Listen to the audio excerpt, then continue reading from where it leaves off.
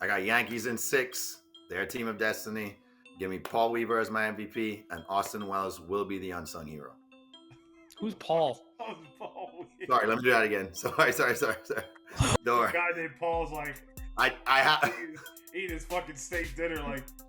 He's an accountant in Kenosha, Wisconsin. Sorry. Yankees are a team of destiny, so give me the Yankees in 6. I got Paul Weaver as the MVP, and give me Austin Wells. Oh, jeez, I did it again. Big Paul. you don't even believe. Sorry, guys.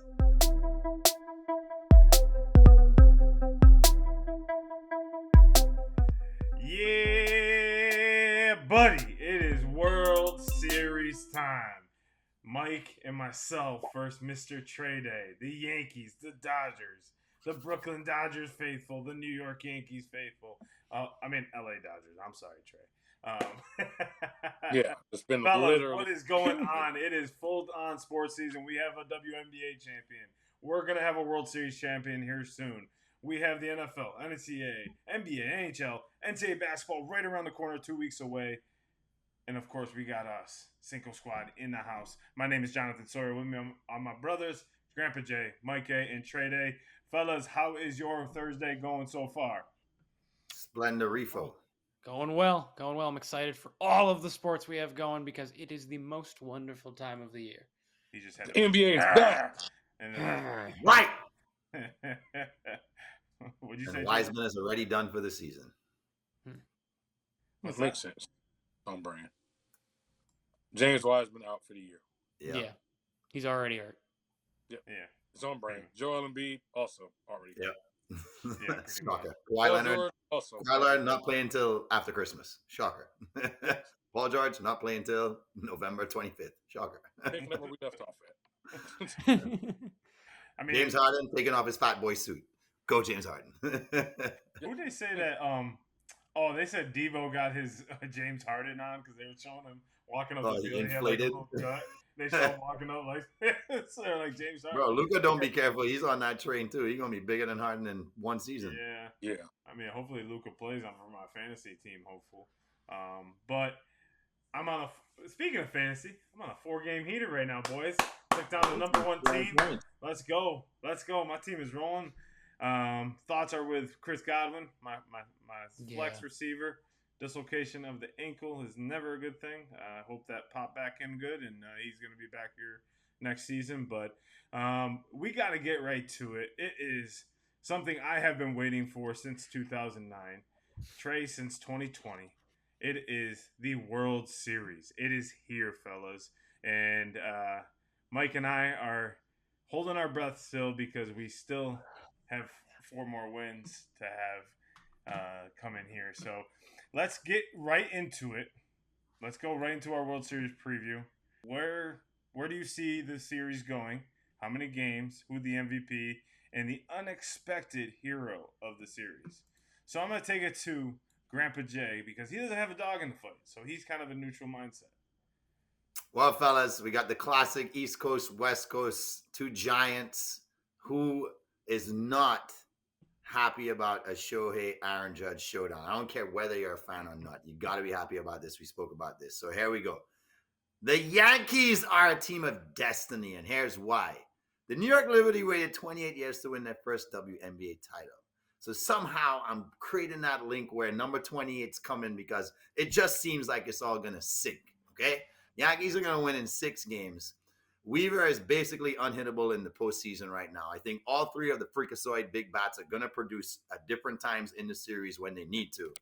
And the unsung hero will be Austin Wells because this mofo has to keep Shohei and Mookie in check when they get on the base. And I think that he will step up and do that, especially if they get picked off early in the series. I think they're going to play to that and see if they can play their hand the right way to kind of make Mookie and Shohei feel like I can make that move now. And if they anticipate at any point in the series, because he has thrown them out a couple of times, which I think might happen early, then I see that not in the favor of the Dodgers, obviously, because where they were just running wild all season long, I feel like Wells is going to be the guy that has to make sure that doesn't happen.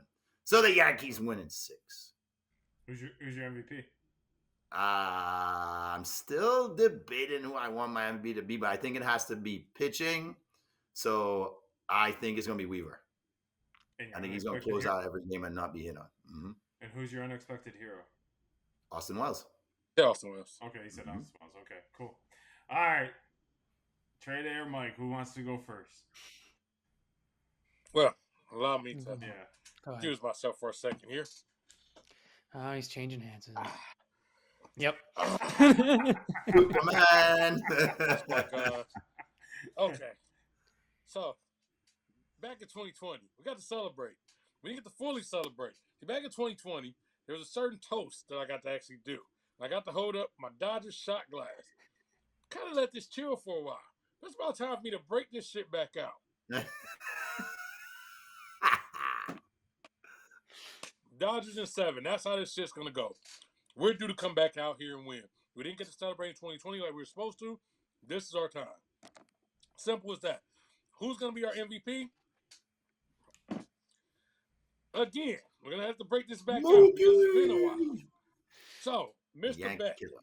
Yes, I know a lot of people are going to think Sohei, and I think Sohei's going to do his thing, but Mr. Best has been there before, and I think my guy Mookie is going to come through in amazing ways. So I expect him fully to go out there. I think it's going to be a couple crazy field plays. They're going to say, okay, that place won the game. Maybe he made a play that stops the run for coming in. Also, I expect him to go up to bat and do what he does. So I fully expect our bats to be live, and I think that's where the issue is going to be. I do think they can get to the Yankees pitching, but at the same time, I don't know if the Yankees pitching can run through that lineup consistently. Who is going to be our unexpected guy? Mad Max. He's been there before. He's done it on the big stage. That's going to be an unexpected guy. I remember him coming up big in some of the past playoff performances.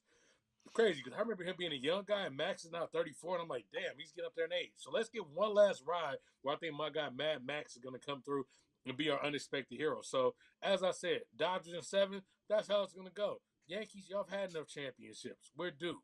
The real New York team, whether we're in Brooklyn or whether we move to L.A. Brooklyn Zoo. All right, Mike. How many games?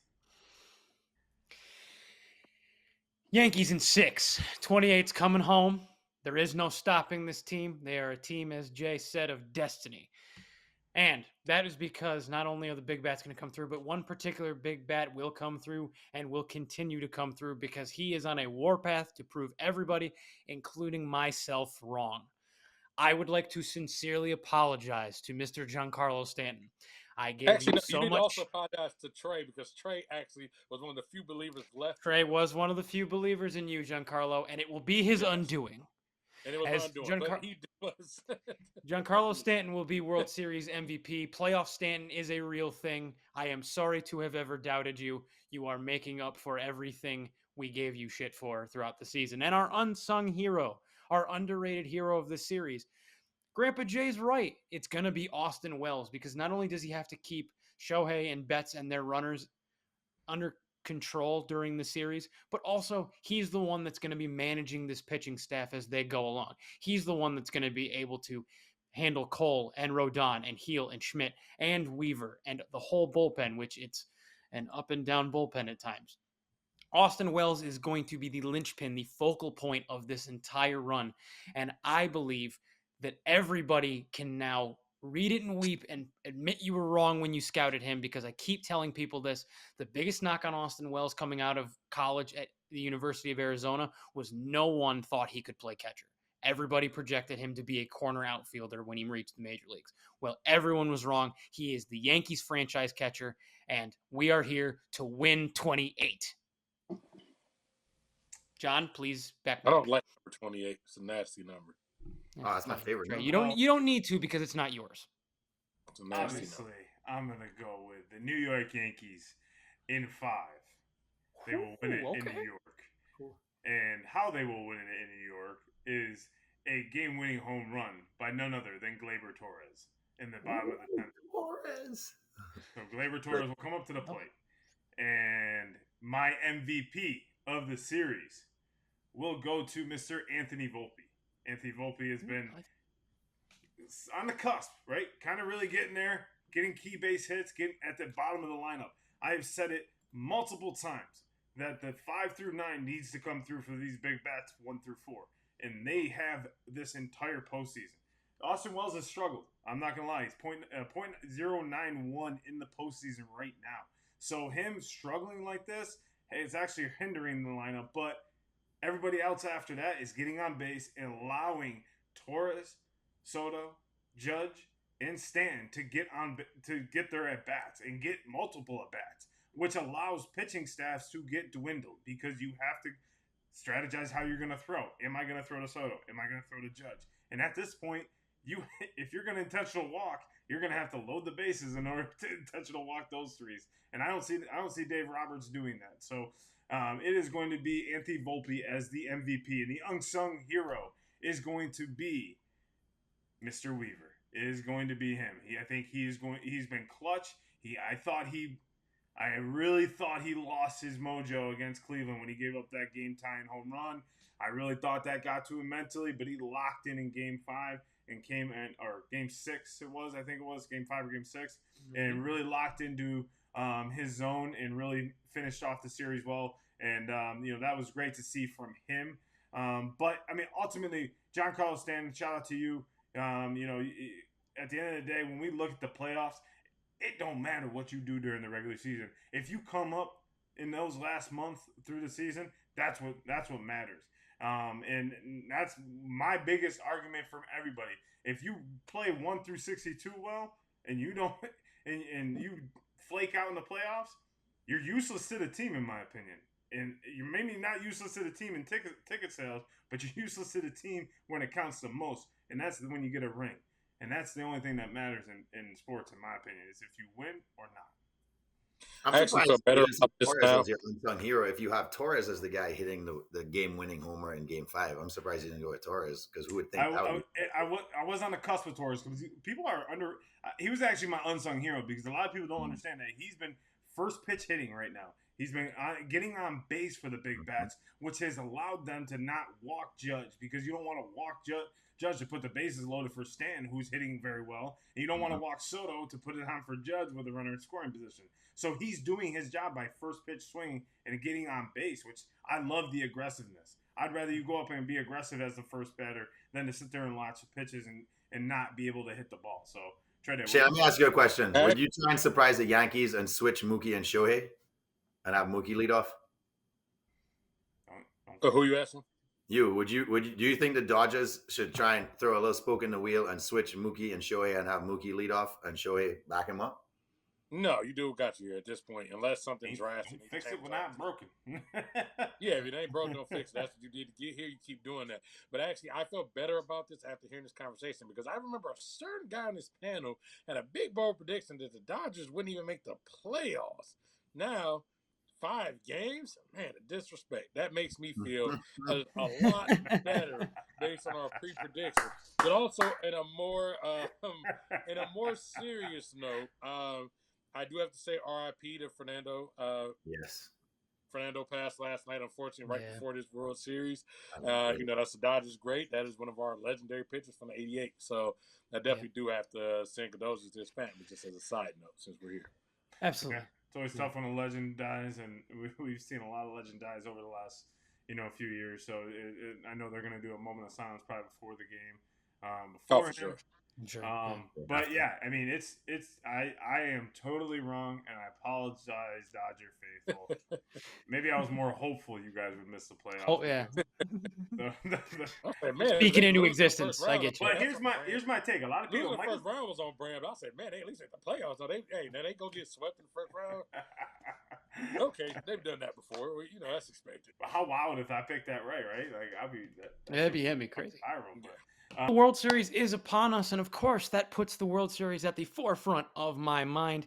Let me tell you a story. The World Series has a long and storied history. In fact, this year, the Yankees and Dodgers will face off in the 120th time of the 120th playing of the World Series in baseball history. But that doesn't mathematically make sense, given that the first World Series was played in 1903.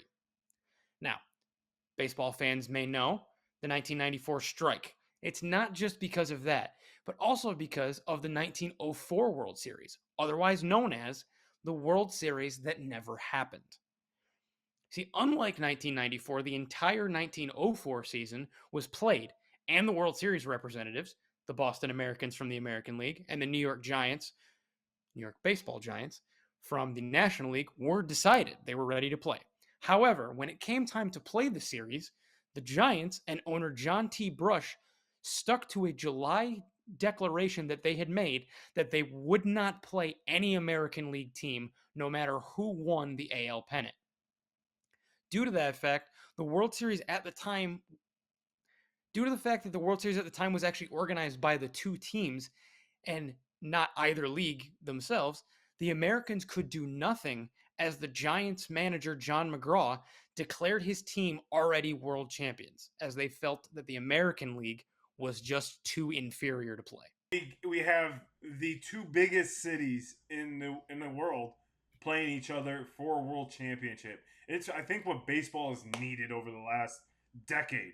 New York Yankees, Los Angeles Dodgers, biggest names, biggest franchises, biggest bankroll to spend on players. How do you feel this is going to help the MLB in ratings, viewership, and everything under the sun? As far as it is what the MLB needed, because you're taking your biggest stage, and we've talked before about this is really the only thing you ever concretely market to the general fan, and you're putting your two biggest stars in it. So you have your big it's the culmination of everything you could hope for as far as marketability for your sport today. The two biggest guys on the two biggest cities on both coasts, on the two most storied franchises in the league, all playing in your championship round.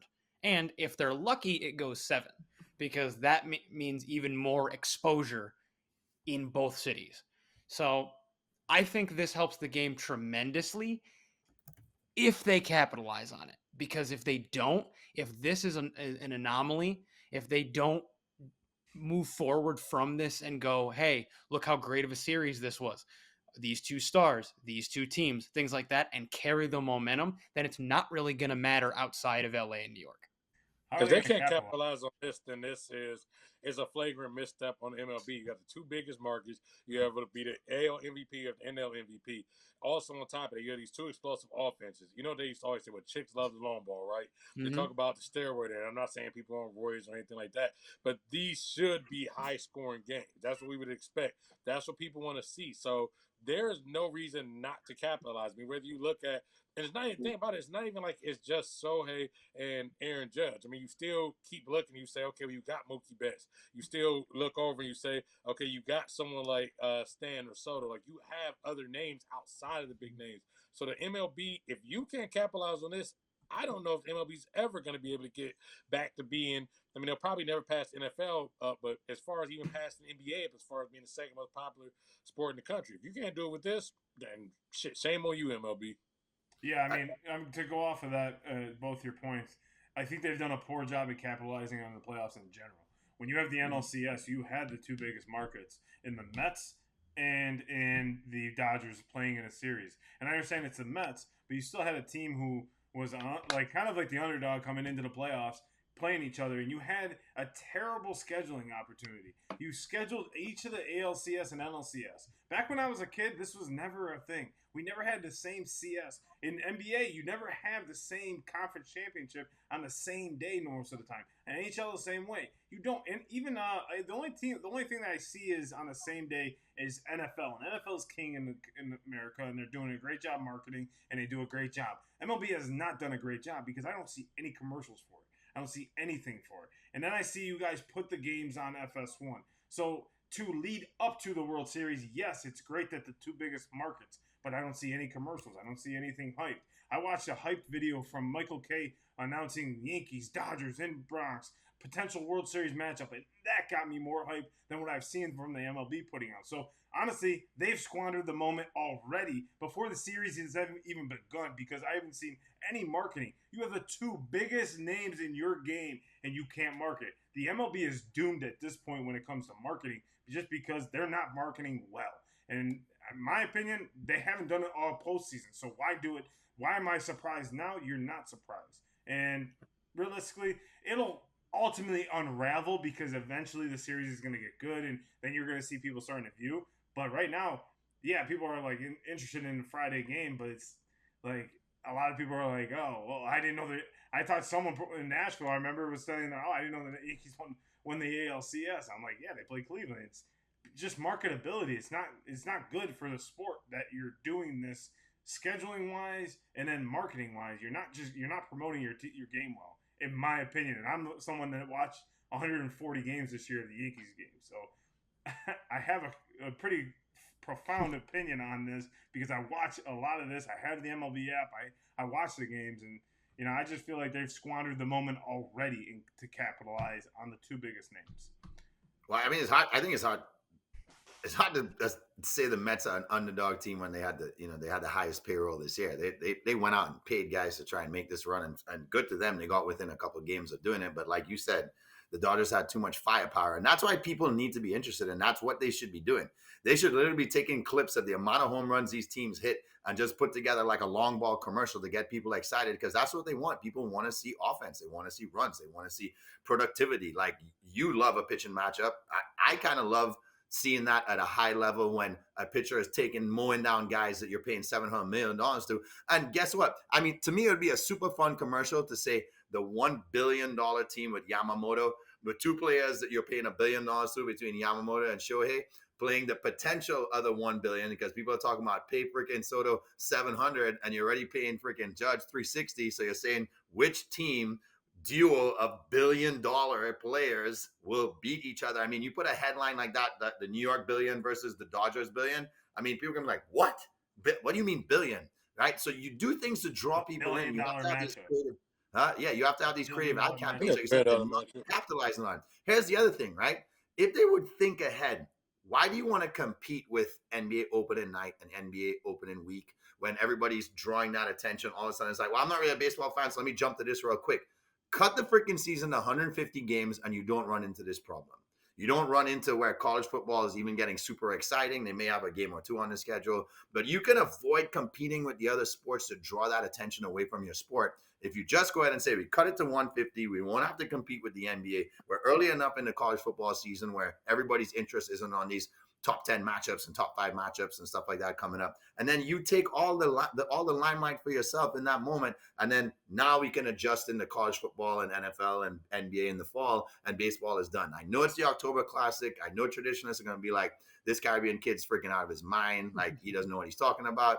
But you cannot compete with these sports. It's been proven, not even with these rosters, these superstars, and what to me should be the way you get kids involved in baseball again and liking baseball. Because whether you're a fan or not, you could watch these games and really feel entertained by the product these teams have put on the field this year and in the playoffs. I mean, yeah, it's just the fan bases. You see the Dodgers are just, and ultimately, right, Friday night, I was looking on Front Office Sports, and I was seeing that Friday night in LA is going to be absolute hell. If you are traveling in LA, just take a helicopter.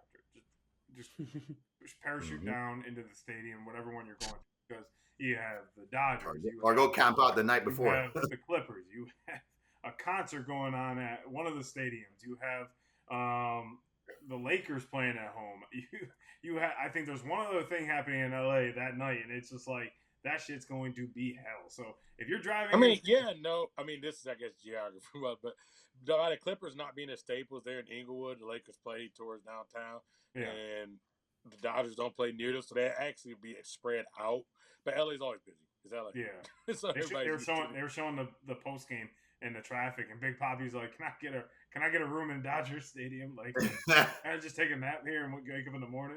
But yeah, it's gonna be an electric series. As a baseball fan, I'm excited for this because, you as a Yankees fan, I want to take down the big dog, right? I didn't want to play the Mets. Number one, I didn't want to play the Mets for one reason only. If there was any specific 1% chance that the Mets were going to beat the Yankees, I do not want to hear it from my Mets fans. Like, my Mets fans friends. Did I say right? Mets fans who are friends. My friends who are Mets fans. Yeah. This is what we do on this show. We help each other talk. But I don't want to hear that. So I'm so glad the Dodgers won. I just wish the first 2 games were in New York because me too. Going on the road is always, I'm going to be pacing on Friday night every game. But you get to win Game 5 at home. So, and Game 5 at home will be the you're that's just easy series, what I heard. It's gonna be a fun environment. It's gonna be exciting. I know this group chat here will be going off on Friday and Saturday. So fans are what makes sports go. Without fans, we wouldn't have the popularity of the NFL, the NBA, the NHL, or the MLB. They make it go. And what I mean by that, this past weekend I was able to enjoy a sports bar unlike no other. Downstairs you have great live music. It's called the Tin Roof. I was able to enjoy the Eagles game at none other than Tin Roof on Broadway in Nashville, Tennessee. That's right. In Nashville, Tennessee, I was able to watch an Eagles watch party. That's right. I'm not crazy. How this all began was two girls who came down from Jersey and wanted to watch their birds when they moved to Nashville. And they started this Eagles watch party due to that. And it grew ever since. And it looks like it's awesome environment every single Sunday. It is packed in there. It was a great environment. Found out about it just randomly walking into the bar and seeing Jason and Travis Kelce on the screen saying, come on in on the Eagles watch party every single game upstairs. And they do a fantastic job. So if you're ever in Nashville and you're a Birds fan, you need to go to this bar. They have great giveaways like a Saquon Barkley jersey giveaway if you were to buy. And how you enter is through buying hats, merch like this, and great koozies. And these koozies are very heavy duty. And as you can see, it says Brotherly Love on Broadway.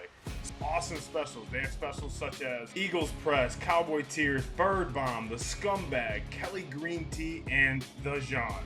That's right. And they have the Garage Beer, the sponsor of Jason and Travis Kelce. And anytime the Eagles score, they play the fight song, Fly, Eagles, Fly. E-A-G-L-E-S, Eagles. And then, of course, they give you a green Jello shot it's free every time the Eagles score. If you want to go to Tin Roof and you're an Eagles fan or just want to check out the watch party, get there early. Get there around 10 a.m. when the bar opens. Go get your seat because you don't want to have a chance to not be able to sit or get served or get food because the food is fantastic.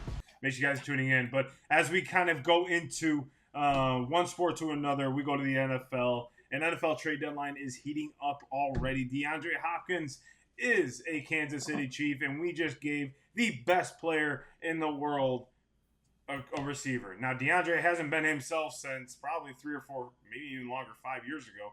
But that acquisition, I mean, hey, we always say when you go to a winning franchise, no matter how old you are, no matter what you are, it kind of energizes you a little bit. It kind of brings the youth out in you. So I'm excited to kind of see what happens. I know the rest of the league isn't because you just gave this guy a potential number one weapon that used to be a number one on a lot of teams. So as the trade deadline nears ends, which one trade you want to see happen? So for me, one of them was either DeAndre Hopkins going to the 49ers or Chiefs, but hey, that's already been handled. Then, of course, the obvious one a lot of people are throwing out is the Max Crosby to the Lions. Yeah, we keep hearing that. That's fine. I think that'd be great. But since we didn't get Devontae Adams, since we didn't get fucking Brandon Ayuk, since Omar Khan's just sitting on his fucking hands, do something, goddammit. Cooper Kupp is available. Put him on the goddamn Steelers. He's fucking available. They keep saying he's available. Omar Khan, get off your fucking ass and go make a move. This team actually has a really good defense. They're starting to run the ball good. And George Pickens is by himself. People can double team him. Can you imagine if George Pickens actually could just have single coverage and because they're scared that, he may blow the top off of Cooper Kupp's underneath? God damn it, Omar. Do something. Yeah. While we're on that note and you are talking about my little Cooper Kupp belongs right here in my freaking backyard in Tampa Bay. Because why not? Because guess who is leading the league in receptions? Chris Godwin. Guess who would lead the league in receptions if he just literally plugged and played his number and his freaking ass in our system will be my little Cooper Kupp. My little Cooper Kupp needs to come right here to Tampa. Why? Because the NFC is wide open. You know what I heard today on the herd? That the 3 best teams in the NFC right now, Green Bay, Minnesota, and freaking Detroit, all in the same division. So you know what's going to happen when they all start playing each other? It ain't going to be the best 3 teams in the NFC, which means the NFC is wide open for the taking. I know Tampa's defense isn't showing that they have what it takes to probably win and get to the Super Bowl, but God damn it, I still want to see a good product on the field. I think Milo Cooper Kupp would love going from the West Coast good weather to the South good weather. He don't want to go live in Pittsburgh, bro. He wants to be in the sun. He's a single guy. He wants to have fun. My little Cooper Kupp, my brother, I will personally make sure you're well taken care of. Come to Tampa, my guy. Come to Tampa. I wonder you get called crazy all the time. You know he's not single.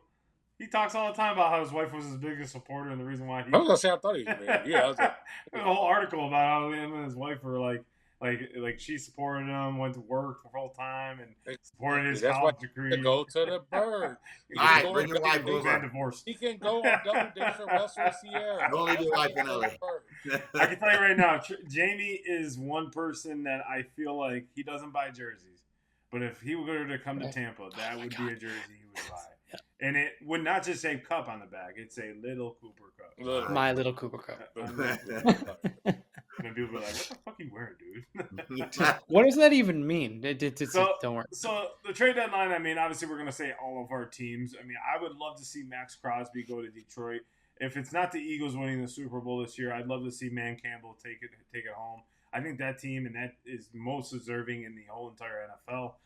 Just based on that, I'd love to see Max Crosby as a player that has busted his ass and got so much criticism. Go to a team where he can just go be free and not have to be ultimately like always pinpointed as double coverage. Always, it's another side. And then ultimately, when Aiden Hutchinson comes back next year, those two on the either side, good Lord. That's now, my friend, was that a double entendre by having your Crosby jersey in the back, talking about a particular Crosby? No, so like here's actually a funny story. I was in Nashville this weekend. I'll have the hat and the shirt. Go Eagles, go Birds. So I'm sitting at a cigar bar and I'm talking to this Detroit fan. He's got a Hutchinson. We're talking a little bit, and the guy goes, "Yeah, I would love for like." And then when I go in, I was like, "Yeah, my favorite team's the Detroit Red Wings. I just watched them play here." And he's just like, "Yeah, I heard they're getting Crosby," and I'm like, "Oh man, really?" Like in my head, I'm thinking he is my favorite player of all time, Crosby, and I was like, "Oh, okay. I mean, yeah, I wish he would just stay, because I feel like he should retire that, with his team." Because, it's been 21 years and everything. He's like, nah, Crosby, he's definitely coming. He's coming back home. And I'm like, wait, what the fuck are you talking about, bro? He's like, oh, Max Crosby coming to the Lions. I was like, I was talking about Sidney Crosby. I was like, I want him coming to Detroit. As much as I would love to don that jersey I would easily buy it, that jersey of him, it just would look very weird because he's been in black and gold for his entire career. So keep him there. But, as for like Max Crosby going to Detroit, I think that would be a epic move. I think that is a team that is most destined to kind of win it all this year. Obviously, the Birds were in on DeAndre Hopkins apparently and pulled back last minute. I don't know why, but I don't really want the Eagles to go out and get another receiver. I want them to go get some defensive help, especially in the safety corner position. Getting injured too soon this season. So, but my biggest person I want to see go to a winning franchise right now, and that's Max Crosby. Now, can we say that Mikey would like to request an untrade of Saquon Barkley on Rewind Time? Yes. Well, it was a free agent. Like he was like, go test the market. We were like, I bet. Come on. No, they essentially traded him. Come on. Because they let him go. And then Saquon almost had a career day in MetLife, in the city that drafted him and told him to go fuck in himself. The city. But I actually, some dude on Twitter basically was like, I'm glad we didn't pay him. And I'm like, wait, what? I almost beefed with him. He's like, no, because I didn't want to see him get hurt again because we don't have an offensive line. He was a Giants fan. He was like, I don't want to see him get hurt. I want to see him. This weekly roast of the New York Giants has been brought to you by Cinco Squad. Tin Roof. The Eagles watch party where you watch Saquon almost have a career day. So we honestly, just as a side note, are we just fluctuating which of my teams you guys shit on me for each week? Is that what we're doing? What are you talking about? I can't shit on you for your baseball, but no, you can't. They can. They're the World Series. I haven't shitted on them. Don't worry. Watch. We're gonna lose to Navy, and then it's this week. Like next week is gonna be that. I got nothing to say about that, bro. At least you know it's coming. I always brace myself. Hey, so they lost to Northern Illinois. I always brace myself now. So you said we could probably all say our teams. We can't because I don't want to see the Giants trade for anybody because it would be a fucking waste. Plus, we need all the draft assets and young players that we can possibly get because this is a full-blown rebuild. So I actually am going to kind of half be on kind of the bandwagon that everybody's on, in the sense of like the most prominent name is Max Crosby. And the most prominent team everybody has him going to, as you said, is the Detroit Lions. But I have another destination for Mr. Crosby. And that is in that same division. No, you don't need him. Stop it. No, don't do it, Mikey. He is going to go to the Minnesota Vikings. Wow. Because, well, first of all, the dude looks like a Viking to begin with. So sure. I feel like he fits the aesthetic of the team. The Vikings are all of a sudden in a championship window, question mark? Yeah. Right. Who would have thought? Because of my favorite RB, Aaron Jones. Come on now. Hey, The it's Red true. Rifle. Represent. Let's But get it. yeah, it's Attaboy, Sam. crazy. It's crazy how like Sam Darnold has rejuvenated his career, and all of a sudden the Vikings are not in a position. I know for sure they didn't think they'd be here. So why not go all push all the chips in? Like I looked at their depth chart, and the one thing that was glaring was they didn't have a really prominent pass rusher. So I was like, fill that gap, the biggest gap they have on the team, seemingly, with a guy that looks like he's on the market. So yeah, I think it would be awesome to see Max Crosby don that purple and gold and see what he can do as a Minnesota Viking. It would be a weird ass trade if they traded him for JJ. If they really believe in Sam like that, and they're like, "Ooh, hey, that would be interesting." The Raiders Vegas. being willing to wait on JJ for next year For a quarterback, they already Yeah. got There's no way in hell they would No, do that. they're not getting I mean, because I they don't have can't the see it quarterback. They don't have happening, the but like quarterback. that would Be be interesting. Addison That would be sometimes. very interesting to see. It's like, oh shit, like fuck. But there's one thing I want to see Sam Darnold do it. If they somehow make it to the Super Bowl, I need to see him hit the gritty with JJ. I gotta see if he's sure. Mike Gesicki or is he? Yeah, He'll probably injure By himself.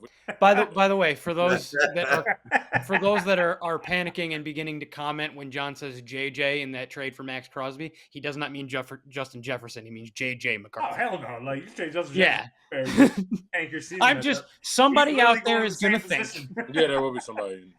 Somebody He'd in be the going to comments same is gonna position, think. Max. He'd be going to. He just traded my star receiver away from me. Right. Okay, so now we're a better defense because of me, and a much worse offense because Jefferson's gone. All right. Well, that's our trade deadline. Who we want to see move. I believe the trade deadline's in what, 2 weeks now or a week? 2 weeks. Was that Yeah. 2 weeks. 2 weeks from Tuesday, I believe. Wednesday. Like Tuesday or Wednesday? Wednesday. Tuesday at 4 p.m. Eastern. So Okay. see who goes full effect. But what is in full effect is bye weeks, and I know a lot of teams are needing them. Some of them, like the 49ers, who are absolutely riddled with injuries right now, and it's and not looking good for the former NFC champions. So, would you want when would you want your bye week? Would you want it in the beginning of the season or towards the end of the season? Jada? I went very specific. I went with week 11. That is my specific week. Week 11 is a little bit past your middle, but it's enough time if, let's say you want to recuperate, be a little bit fresher going towards the playoffs. You don't want it too early because if you have a bye week in like week 5, then, man, that sucks because now you got to go the rest of the season trying to be healthy. I remember a few years ago, and Jay probably will remember this more because you were in Florida at the time. I can't remember if John had moved to Florida yet. But remember there was a hurricane and the Bucks and Dolphins ended up having to move a game. They made their bye week 1. So they had to go the entire year with no bye week, basically. Like, that sucks. Like, that is, like, so They played the whole damn season after that. Oh, The whole season. The bye week was week 1. They didn't have a bye week. Yeah. So, like, I would like by week 11 because, like I said, it gives you time to get a flow. You want to get a flow, and by week 11, you can go back. You can look at film, recuperate, but you can also see what holes we need to fill. The trade deadlines just passed. Maybe if you've made any type of big additions there. So I think that's about the right week, is about week 11. So I'm going to go a little different route, right? Like, I'm going to say week 6. And the reason why I'm saying so early in the season is because a lot of teams are starting to get injured, right? And they're starting to make some ways around their season. But also, you can kind of see who's healthy, who's not. Get ready for the trade deadline. GMs can look at their roster, see who's going to be ready to go for the rest of the season, kind of take a break. And it's also a good starting point because if you start let's just say like the Jets, where they started 2-5 or 2-4 like they did, and they have a new coach, new everything. You have a chance to kind of regroup at that point and really kind of say, where the hell are we going with this, guys? We got the rest of the season. We have 11 more weeks to kind of put it together. And I feel like the best, and I think we all agree on this, the best thing about going into the playoffs is having chemistry with your team and having the momentum going into the playoffs, right? We look at a lot of teams like the Eagles last year had no momentum, had a feeling they would get bounced out in the first round, and that's what happened because they were just all off and all unsynced, right? Because I feel like having that week 6 bye, you can kind of regroup everything. Now, if you're in a hot streak, you can kind of, revamp, kind of get yourself ready, but then also keep that hot streak going through the next 11 weeks. Football's a long year. At the end of the day, I understand that later in the season usually bodes well, but I think also later in the season could hurt you more than help you, because if you're starting to build momentum, you're starting to hit your stride, and we've seen this with some teams. It hits their stride, and all of a sudden they go on a bye week in week 10 or week 11, and then all of a sudden it's like, well, shit, now we slowed down. Now we're not playing football for like 2 weeks now. Now guys are going traveling, doing other things, not staying in the facility, staying in the zone of game week, right? So that's where I see it, like early in the season, because I think with the parity in football nowadays, a lot of teams need that really like check up from the neck up, as my dad would always say to me, and be like, hey, what the fuck's going on? Come on, let's go. Let's get this shit going. Grandpa Jay? I'm under the premise that if you can get it right at about week 12, and then Thanksgiving is coming up, and I always feel like these players rejuvenate if they can maybe do a kind of early celebration with their families, still have that spirit of Thanksgiving. I feel like they deserve that. The season is long, it's grueling. I feel that gives you a nice little recharge. You're hardly spending time with them because you're constantly just working on your craft and dedicated to being in a facility for so long. It's a real good moment to just take that setback, reflect on what's happened so far. I don't mind that vacation at that time with your family because it ain't happening again. Like, you're not getting to Christmas. You're in the dead heat at that point if you're in a playoff race. You know what I mean? You're not getting to celebrate New Year's with them. You're not traveling with them at that point. So I kind of like it right at that point because it gives them that moment to just get to that halfway point, know they're planning that in advance. I think there's like 6 teams that are probably going to have to buy because I think it stacks to about 6 teams around that time of the year. So I would like it right around there for that sake. Plus, I feel like it's a good time to say, okay, let's make that run in December. If we can win 5 in a row and make this push or win 4 out of 5, it's a good time for the coaches to reset, take a look at the schedule, change a couple things up if they have to and say, okay, let's just throw our cards in right here and see what we can do in these last 5 games. Getting hot in December is the most important thing. After watching the receiver and quarterback documentaries, it's a commonality between all of them. We got to be ready for December. What's the Bills' record in December? What was the Pats' record in December? They just freaking win games. Yeah. Mikey, what do you got? Yeah, so I'm going also kind of specific. I'm going to go in week 9. And so like right smack dab halfway through the year as far as your games go. And that's because I think it's, especially now that we've added the extra game to the end of the year, it's a great place. It is a great place to evaluate where you're at. You're halfway through the season. You've just come out of the trade deadline, because we say all the time, we don't really count the first game for a lot of big acquisitions because they're still getting acclimated to the team. They're still getting used to maybe some of the different nuances of the playbook, the different people they're playing with. Well, this helps alleviate not having that game. If you have, you give that team, that player, a week to get used to the team where they don't have to worry about game time things. They can just go through the motions and work their way into practice and things like that. Especially if, these days I feel like you also have a lot of guys that are coming in where they've been banged up at some point in the year. So you give them that extra week to not only acclimate to the new team, but also another week to just get healthier. That helps you moving forward, helps you make that push where that guy's used to it. And, it's good from a front office perspective because you are literally halfway through your season. So if you don't, you should know who you are at that point, whether you've pushed the chips in, whether you've pulled them back, what you're going to do with if you're going to fire your coach or not, if you're going to, change up coordinators, change up play callers, things like that. But it gives you that week to, if you have that reflection from your first half of the season, you can make those decisions that week so that now, okay, here's what we're locked into for the following 9 weeks of this regular season. So I just think now that it's an even number of weeks, even if it's not an even number of games, obviously it's 17 games. Now that it's an even number of weeks because you have the bye week, I think halfway makes more sense than it used to. Yeah. I mean, I don't know.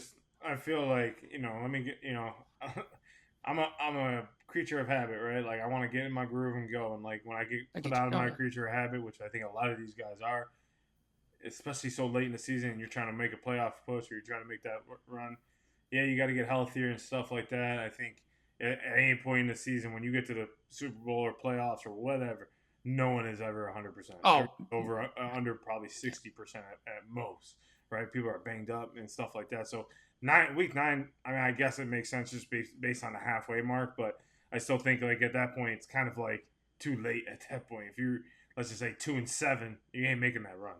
And it's very unlikely you're making that run, right? So where you have a good enough chance to revamp. Now with the talks of it potentially being a double bye after we go to a 20-game season here in the next 2 to 3 years, where do you guys? I heard something on or read something that they were saying that they should give a league-wide bye week, like the double bye, where you do like maybe week, I don't know, like 6 or 7. And then week, like, I don't know, 15 or 14. 12 to 13. Yeah, like somewhere where like it's in the middle of both of those, but it's a league-wide. Like they're both, but everybody's all your team off, gets to rejuvenate. Do you guys like that idea? I mean, that makes sense. Go for that. Mm-hmm. They're not going to go for it. I like the idea. They're not going to do it. Yeah, they have to have their product on TV every week, but it sounds keep adding games every fucking day of the week. So now to say, there's an entire week we don't have a game. I mean, fuck, we're playing on fucking Wednesday this year for Christmas and shit. Mm-hmm. So yeah, I can't expect them to not to say, this week we're just not going to have anything. No, they're never going to go for that. Yeah, but it's a good idea. Good news for you, Mike, as far as firing coaches and GMs. Your president of football operation is not letting go of your GM or coach. He just made a statement today saying that they is bringing back Dable and dumbass. Joe Shane. Joe Shane. Okay. Back next year for 2025. So congratulations, Mike. You want to give to the Eagles? Go right ahead. I'll say this. I'll believe it when I see it. Well, he just made the announcement today, so I mean. I understand that there are many weeks ahead that can change that. I gotta know. Yeah. They said they weren't firing Joe Judge either. 1-5 or something like that. You guys are 1-5. 2. 2-5. Like, I mean, Joe the Judge. Yeah, they said they weren't firing Joe Judge. They did. They said they weren't firing Ben McAdoo. They did. They said they weren't firing Pat Shermer. They did. And they said they weren't firing Tom Coughlin. Yeah, they did Tom Coughlin dirty of all people. Well, I mean, the other two, I never heard him come out in the middle of the season and say that we're retaining our GM and head coach next season. So, well, they didn't say it in so many words. Usually, the Giants will phrase it as "we have belief in XYZ." Well, I'm saying he straight up came out and said that 2025 and Brian Dable will be our GM and head coach. I understand. I'm just saying I've seen them make similar statements before. It's the Giants that I don't. They might, but I'll believe it. I'll believe it when they are coach and GM in week 1 next week or next year. Well, as we continue to move on from Mike's Giants, we'll stop picking on Mike's Giants for a little seriously. bit. I'll start picking on his Notre Dame Fighting Irish. I'm kidding. Start picking on them Fighting Irish. Never too early to load manage. Ain't that right, Joel Embiid? Hey, we get to the first game of the year, you're already load managing. I mean, I know they technically didn't call it that, and they're saying you're trying to rest your knee and whatnot. But come on, Joel. I mean, I know you played in the Olympics, but you've had some time to, rest, recuperate. We're already hearing you talk about I'm not playing back-to-backs. So you have a new team now. You add Paul George, you add extra pieces, and eventually chemistry has to mean something. There has to be a point where you do play together. So you go to the first game of the season. You play the Milwaukee Bucks. You get that ass smacked. Now, where were you at? Watching your team get beat down from afar? This is the thing. We can't trust Joel Embiid. I get that he won an MVP. Great. Congratulations for you. But this guy right there probably is never going to win a championship because that type of mentality That ain't what winners do. Every time you go out here, you're scheduled to play Jokic. When you have to go to Denver, somehow he mysteriously is out for the game. This is what Joel does. I've been a Joel defender in the past. I cannot continue to keep being a Joel defender because Joel doesn't step up when things matter most. Where is Joel? Always somewhere chilling on the bench. In Carolina football. So, but as we are getting acclimated to the college football season is coming down to the wire here soon. I mean, we're getting into November, guys, and we have the rankings. We have the college football playoff rankings coming out in 2 weeks. No, next week. I'm sorry. And right now, the top 12 reads here in the AP poll: Oregon at 1, Georgia 2, Penn State 3, 4 is Ohio State, 5 is Texas. 6 is the U, Miami. 7, Tennessee. 8 is LSU. 9 is Clemson.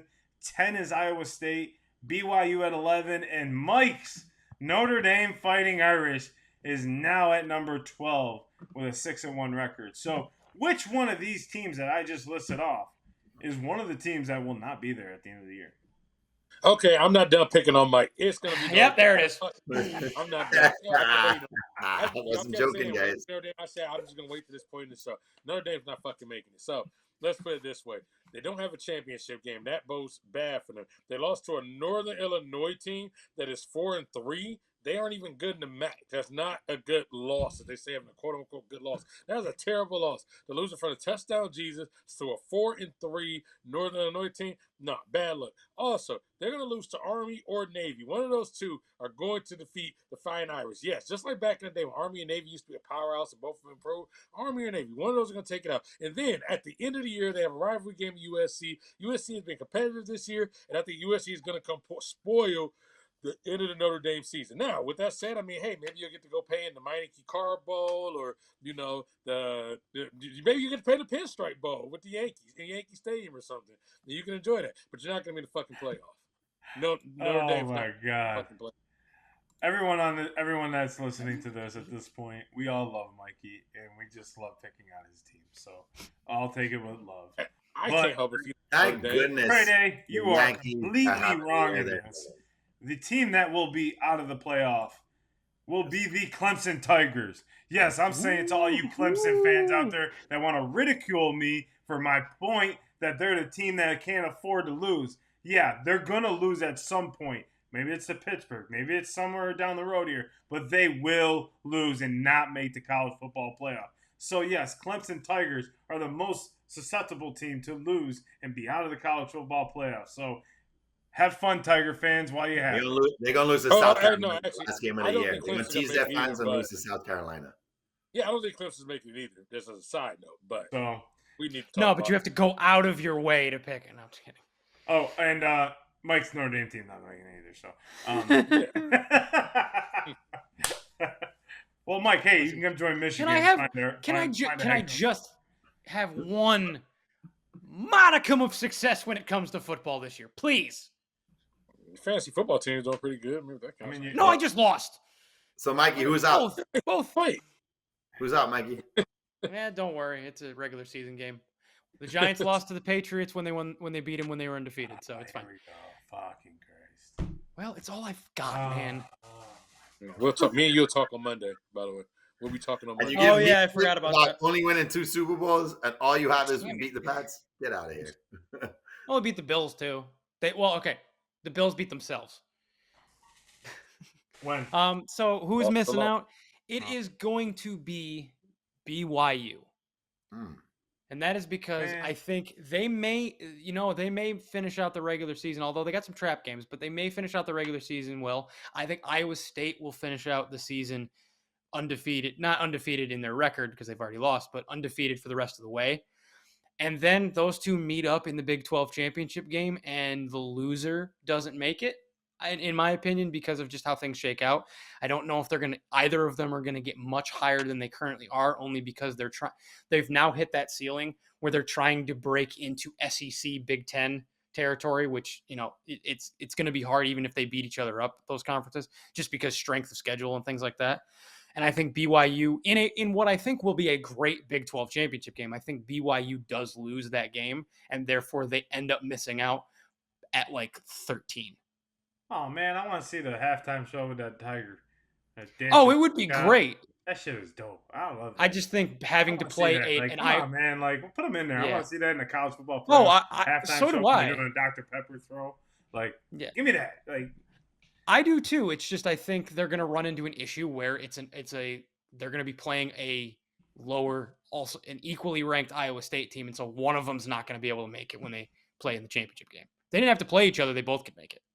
Not true. To counter your point, Notre Dame actually benefits from having victories against Army and Navy, who would both be ranked when they play them. So even though they're going to be lower than them, at least they have some semblance of beating. But Trey said it doesn't feel like they're going to lose to one of the two of them. No, I'm saying that if they end up winning, it actually works in their favor. I don't think they're going to lose to either of those teams, but I'll tell you guys who's not going to be in that.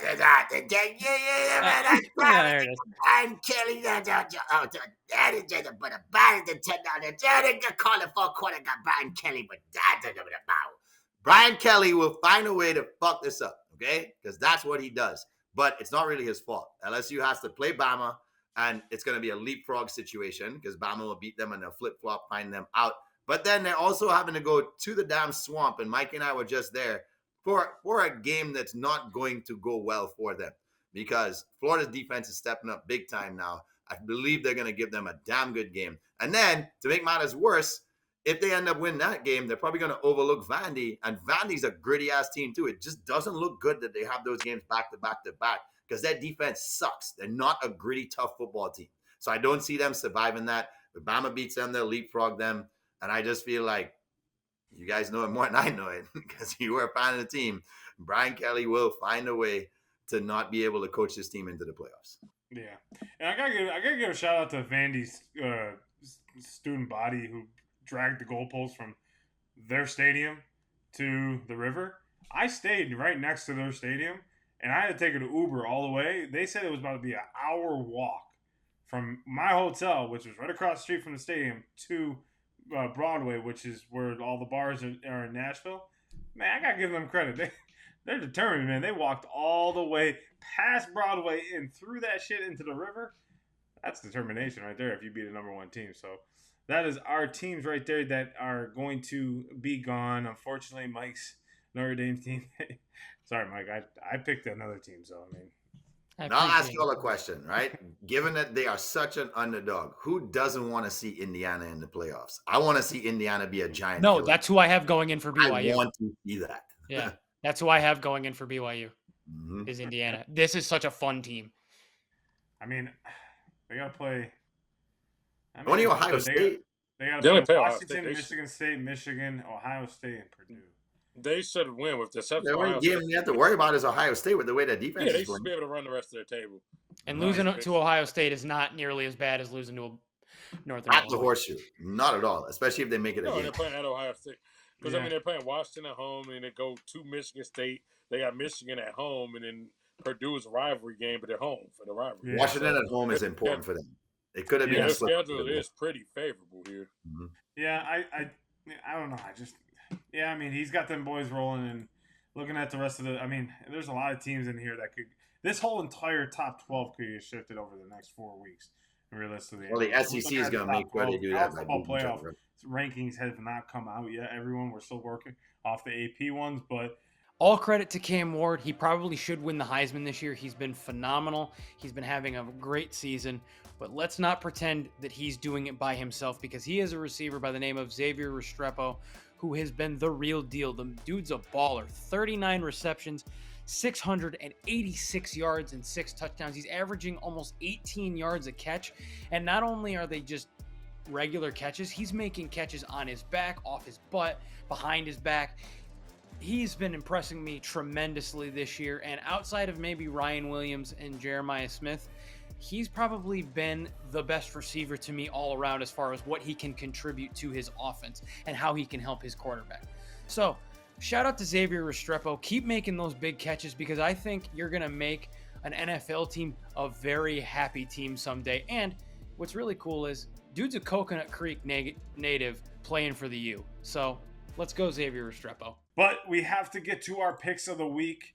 We got to start keeping track of this because I don't know who won where and whatnot. Every single game at this point, he is pretty much, I think, one loss, which I don't know if he's put any money down on these picks, but we have this week in the NFL, we have the Bears and Commanders. So Jamie's Rookie of the Year picks going up against each other, but may not be but the Commanders might be without Jaden Daniels.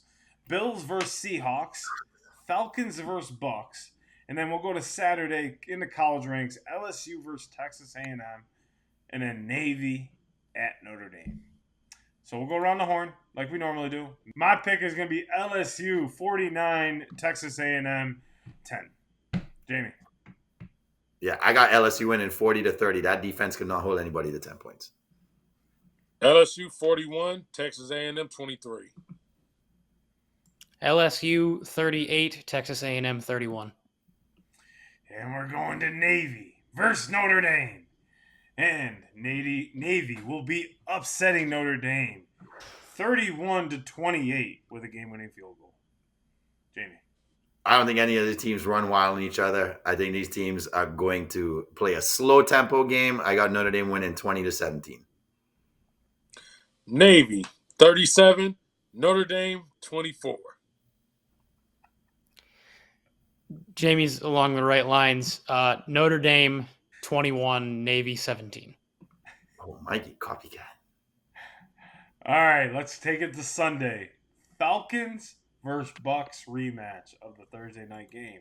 I'm going to take the Falcons 28-14. So the Ravens just put up 500 yards of offense. The Falcons did it last time. We got to show some pride in this game. Sterling Shepard, hero of the game, 2 tutties. Bucks 31, Falcons 28. Bucks 24, Falcons 23. Bucks 14, Falcons 13. Ooh, no offense. You just think this is going to be back and forth all game. Yep. Wow. This is going to be a boring-ass game. Bills versus Seahawks. I think it's going to be 30. Bills win 35-21. Bills' offense looked so stank until they got into the second half and woke up. Seahawks are a better team than Tennessee. Bills 20, Seahawks 16. Seahawks 34, Bills 27. Bills 27, Seahawks 24. Wow, I'm taking the Bills. Okay. And the Rookie of the Year showdown. Hopefully we get to see Jaden Daniels play. He is week to week at this point. I don't know if he'll be able to play, but it'll be Bears versus Commanders. And if Jaden Daniels does not play, it'll be the Bears winning 32-24. Yeah, this is assuming that Jaden Daniels is out. I'm having the Bears defense will cause a turnover at a key point in the game, and they will win 26-24. I'm expecting Daniels not to play, but I expect the Commanders to figure this out. Commanders 20, Bears 17. Assuming, again, Jaden Daniels does not play, Bears 31, Commanders 28. And that's our picks for the week. We've been doing this the last 3 weeks, so let us know what your picks are. Let us know in the comments, because I know I have been going back and forth with a lot of you. Please, folks, let us know your picks before the game start, because I keep hearing we're idiots. Okay, well, y'all are geniuses, so y'all please put us in the. Let us know what you think. But let us know before the game. Don't wait until after. See, we're out on the ledge. We got big balls here, big cojones. Please, let us know in advance. There's 2 types of gamblers in this world: winners. And I will call you out every single time and say, if you think you know so much, come on this show and wrap it up with us. Let's go. Come on, bring it on. Congrats are in order for the WNBA for putting out an excellent product all year, which culminated with a super competitive final series that went the distance and needed overtime to declare a winner.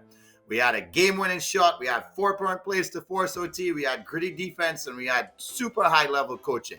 Everything you want to see in a final series.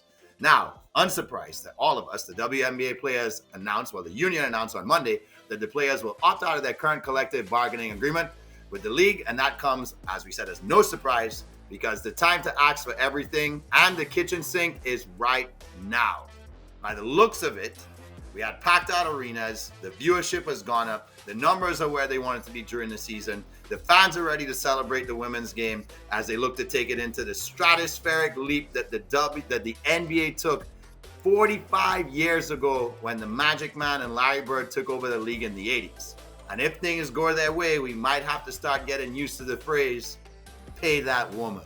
So let's get to it, fellas. As we like to duke it out with people online, let's duke it out with each other for this week's episode of Stump the Squad.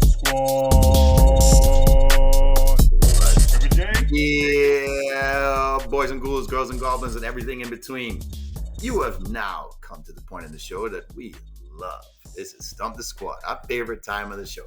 And if you guys want to play along, remember, we're not cheating. Put your damn phones down and see if you actually cannot be stumped by us. So if you get it right, give yourself +2. You get it wrong, give yourself -2. If you beat us and you get a higher score than us, like, subscribe, follow, and let us know. You're smarter than we are when it comes to sports trivia. Now, Mikey's on a roll. We got to slow him down. We got to start up with Mikey so he has 0 after round 1. So, Mikey, take it away. Okay. Take it to the ice, gentlemen. Which NHL team holds the record for most losses to start the season? Is it A, the 43-44 Rangers, B, the 15-16 Blue Jackets, C, the 38-39 Canadiens, or D, the 47-48 Blackhawks? One more time. Okay. What was the question? What team started the season? So being sparked by the Nashville Predators finally winning a game after starting off on a slump, what NHL team, including the year, currently holds the record for most losses to start a season? Blue Jackets. So I'll read the answers again. Oh, okay. 43-44 Rangers, 15-16 Blue Jackets, 38-39 Canadiens, 47-48 Blackhawks. 38-39 Canadians. Okay. Blue Jackets. Blue Jackets. Okay. So 2 Blue Jackets and a Canadiens. The Black Jackets. The Black Jackets. I felt like I'm it not fucking names up in this show. No, I had Blackhawks and Blue Jackets, and they all yeah. So this week I have successfully stumped The squad. the squad. The Rangers. It is the 43-44 Rangers. I am not against No, you're picking on myself. I was gonna say now you're picking on yourself. We didn't even do that. Good job, Mike.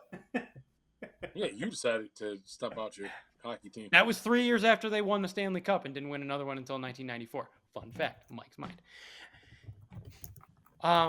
So let's see. You know what? I'm gonna pay you back, Rumi. Jamie, go ahead. Sure.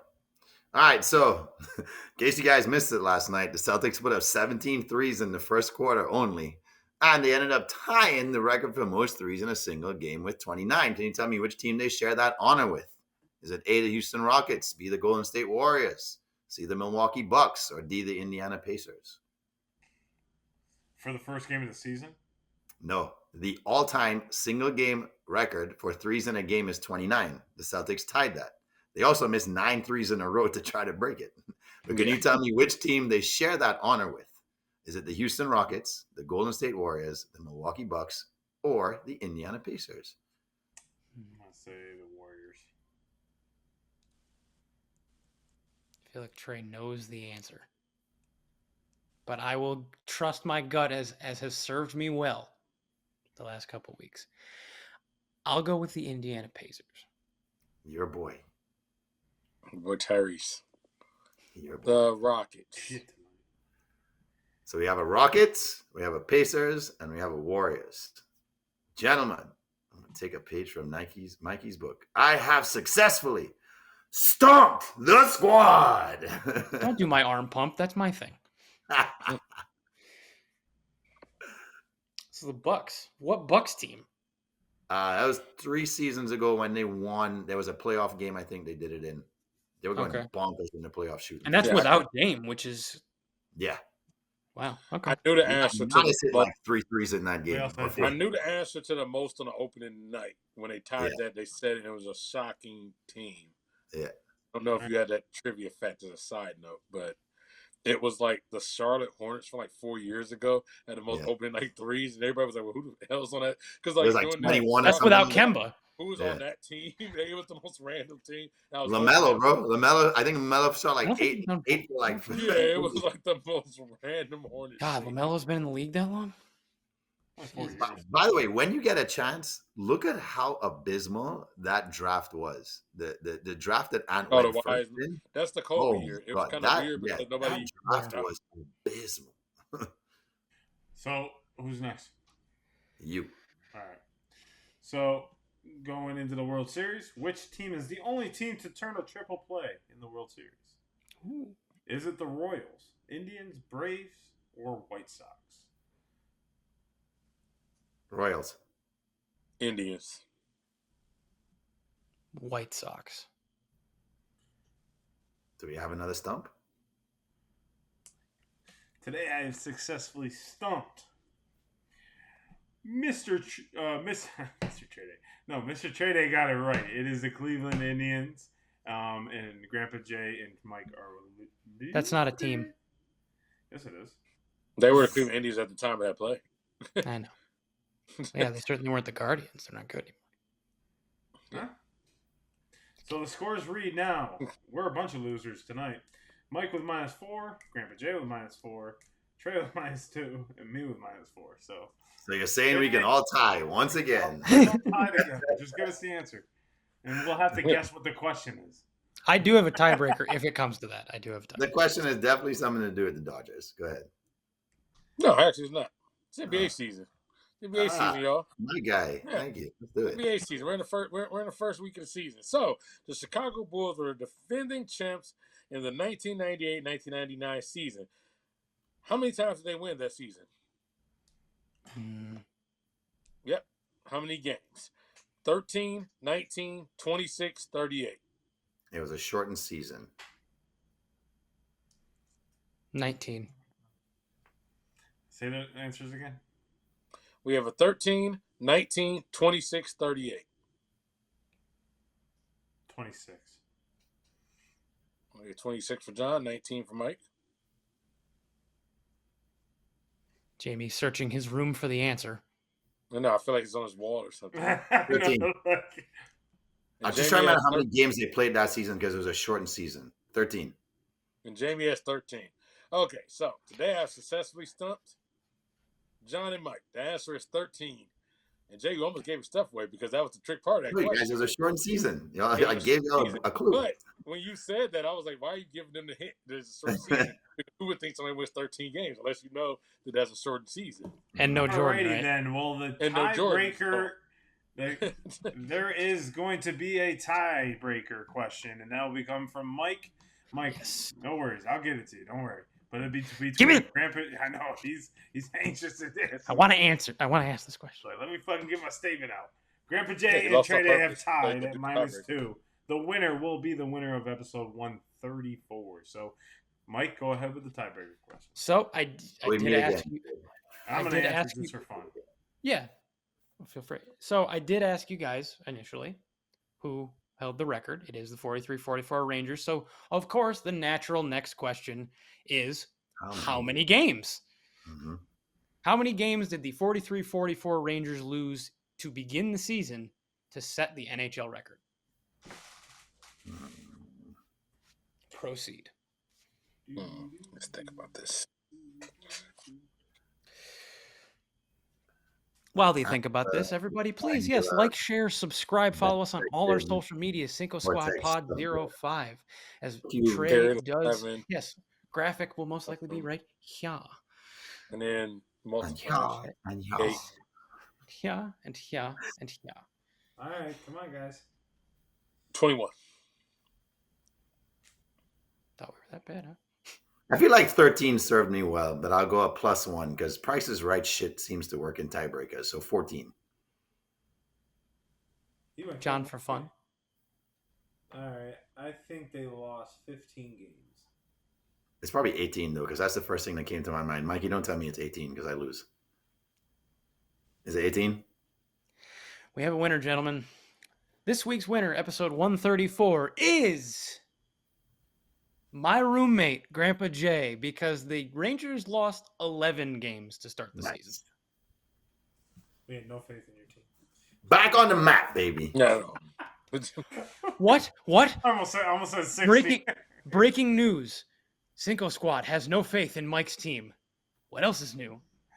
All right, so Grandpa Jay is episode 134's winner. Congratulations, Yes. Grandpa Jay. You are leaving me. Bravo. Oh, actually, no, you're staying. Me and Trey are still at the bottom, so thanks for keeping me company, Trey.